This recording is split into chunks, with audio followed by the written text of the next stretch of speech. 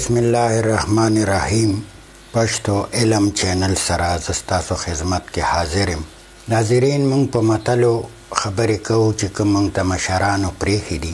هغه متلې چې کومې د اسلام سره ګهرا تعلق ساتي او د هغې نه مونږ ډېرې فایدې اخیستی شو، بلکې مونږ د هغې نه نه دي اخیستي. مشرانو چې کومې دا متلې پریښي دا ډېر نیکان خلک وو او که تاسو متلو ته وګورئ نو د هغې نه دا ثابتېږي چې دا ډېر نیک خلک وو. زمونږ پښتنو متلې د خپل مقصد د خپل غرض دپاره استعمال کړي دي، چونکې د علم په روشنۍ کې نه دي استعمال کړي، خلکو ته د ښودو دپاره نه دي استعمال کړي. که مونږ په دغه متلو باندې عمل وکړو نو تاسو خیال وکئ بلکل مونږ په دواړه جانه کامیابېدی شو. دا یو متل دی، وایي د صبر میوه خوږه وي. یقینا د صبر میوه خوږه وي. اوس دا متل پښتنو کړی دی او که د اسلام په روح سره دا وګوري نو الله تعالی په قرآن کې فرمایي، سورة البقره آیت نمبر 155، ترجمه دا قسم ده: زه به تاسو د یاري د مال د ولږې د ځان په زیان کې او د میوو په نقصان کې ازماوم. الله وایي چې زما خوشخبري هغې ته واوروئ چې کم خلک په دې مصیبتونو په دې تکلیفاتو صبر وکړي. بل ځای کې الله تعالی فرمایي وصبرو ان الله مع صابرین. الله وایي چې کم خلک صبر کوي زه د صبر کوونکو سره یم. بېشک الله د صبر کوونکو سره دی. زما عزتمندو، زمونږ مقصد دا دی چې مونږ د خپلو مشرانو د نصیحتونه د متلونو نه، دا متلونه نه دي بلکې یو نصیحتونه دي، مونږ د هغې نه عبرت واخلو، مونږ د هغې نه فایدې واخلو. مونږ به را روان جنریشن ته دا ښودل غواړو چې په دې متلو عمل کولو سره یوازې دنیا نه اخرت هم روشن کیږي. مونږ پښتنو کې ډېر زیات د صبر ماده نشته. زما عزتمندو، دنیا یو عرضي ژوند دی، دا خو به تیر شي، خو د آخرت ژوند نه ختمېدو والا ژوند دی.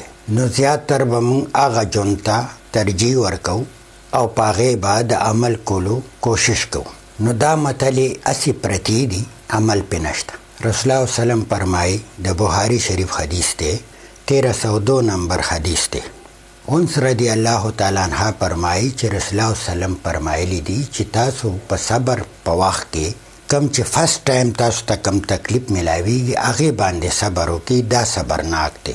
دا نه چې بعد کې بیا ته سوچ کې چې زه به په دې صبر وکړم، خپل عملاو کې خپل طاقت استعمال کې او بیا څه ونه شي او بیا وایې زه صبر کوم. نو دغه صبر نه دی. صبر په پیله چانس باندې ته صبر وکړي او د الله د رضا دپاره یې وکړي.